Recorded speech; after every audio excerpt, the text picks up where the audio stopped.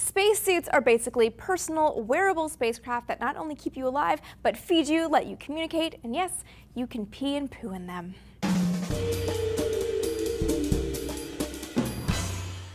Hey guys, Amy here for D News. If it weren't for the pressure of our atmosphere, we'd be dead. Atmospheric pressure compresses our bodies, keeping fluids in a liquid state and the concentration of oxygen high enough that there's plenty for us to breathe. As you go higher into the atmosphere and the pressure drops off, you run the risk of not having enough oxygen and having the fluids boil out of your body. This starts happening around the 40,000 foot mark. Enter the pressure suit. Pilots and balloonists started wearing what are called partial pressure suits in the 1940s. These were, in essence, tight-fitting suits that physically compressed a pilot's body, mimicking atmospheric pressure. These became the basis of NASA's first spacesuits worn by the Mercury astronauts in the early 1960s. These were relatively simple Earth orbital missions during which the astronaut didn't leave the safety of his pressurized spacecraft, so the suit was there to protect him from a sudden loss of pressure. The suits contained a small amount of trapped gas that would expand to inflate the suit if the cabin depressurized, saving the astronaut. But NASA had bigger plans and wanted to send its astronauts out on spacewalks, so the spacesuit needed to change.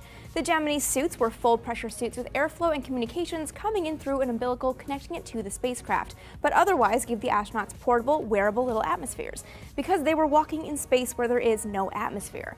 But these suits only allowed astronauts to go on short spacewalks. When they got to the moon, Apollo astronauts needed suits that would keep them alive for hours at a time. They also had to protect the astronauts from the moon's extreme environment, like the obvious lack of atmosphere, but also the 400-degree difference between light and shadow, micrometeoroids, and rocky terrain, all while still allowing them to walk, pick up rocks, carry instruments, and sit in a lunar rover.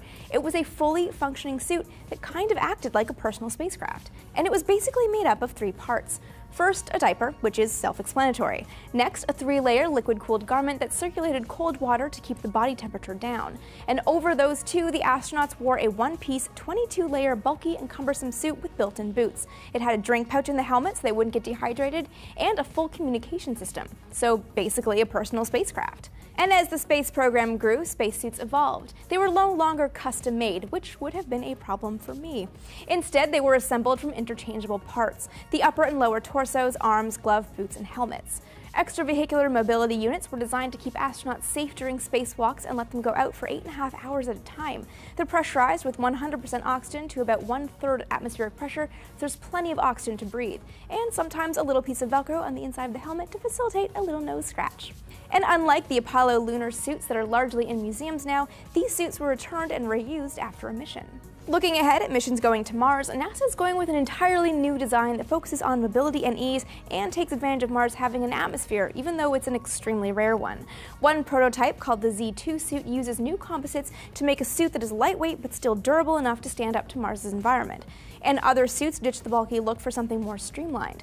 The Space Activity suit is basically a skin-tight leotard that could provide enough pressure on Mars to make a big, bulky, hard spacesuit a thing of the past. But there will probably always be diapers involved. And speaking of diapers, how exactly do astronauts poo in space? It's actually more complicated than you'd think. I chronicled the awkward history of fecal containment over on my own channel, Vintage Space, where I look at all kinds of space history questions. The astronaut needing to move his bowels would usually strip down to little to no clothing, adhere the opening to his buttocks, and use the facilities. Of course, there is a problem that without gravity, the feces don't necessarily separate from the buttocks. I have a soft spot for the iconic Apollo suits, but what do you think is the most interesting suit that's ever flown? Let us know in the comments below. Don't forget to like this video and, of course, subscribe so you never miss an episode of D News.